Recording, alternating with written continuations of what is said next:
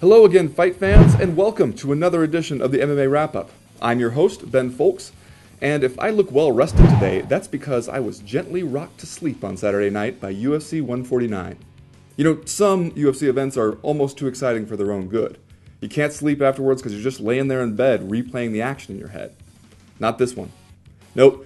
This time I got my adrenaline jacked up way early, then spent the next couple hours slowly being brought down like those high-quality pills you find in your rich aunt's medicine cabinet. That's not to say that UFC 149 was all bad.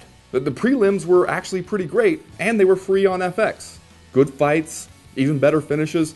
Plus, Ryan Jimmo did the robot like 8 times after knocking out Anthony Perosh in 7 seconds. I mean, yeah, it did remind us all that the robot is a dance, best done once and then put away for the rest of the night, but hey, Jimmo Bot was excited, and with good reason. On the whole, watching UFC 149 was a lot like being in one of those hotels where they let you see the first 10 minutes of a pay-per-view movie before cutting it off, usually right after an awesome car chase at the very beginning. And hey, I mean, you enjoyed that free taste, right? So you hit order on the remote, then you realize that you already saw the best part of the movie.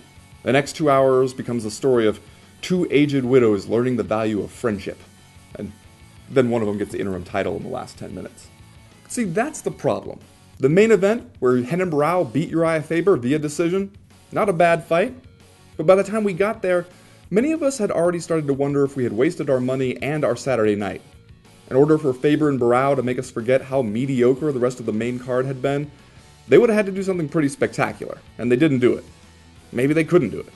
And maybe fans just aren't going to get that jazzed about a tactical 5-round fight for a meaningless interim title, no matter how excited Barão is about winning it.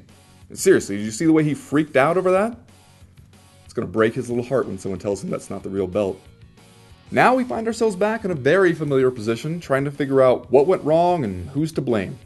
Is it the UFC's fault for diluting the talent pool with so many events? Is it the fighter's fault for just not delivering in the cage? Is it bad luck, both with injuries and some subpar performances?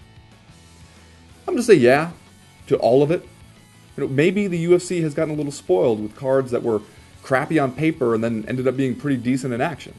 Maybe fans got a little spoiled by the same thing. The difference is, it's the fans who are being asked to shell out $50 every other weekend to watch this stuff. If anyone has a right to be disappointed when it doesn't deliver, regardless of the reason, it's them. Dana White can say he's embarrassed all he wants, but he's embarrassed at a profit. Well, that's it for me, fight fans. Ben Fowlkes signing off and saying, Hector Lombard's UFC debut taught us nothing else. It's that octagon jitters are real, even if you're a total crazy person.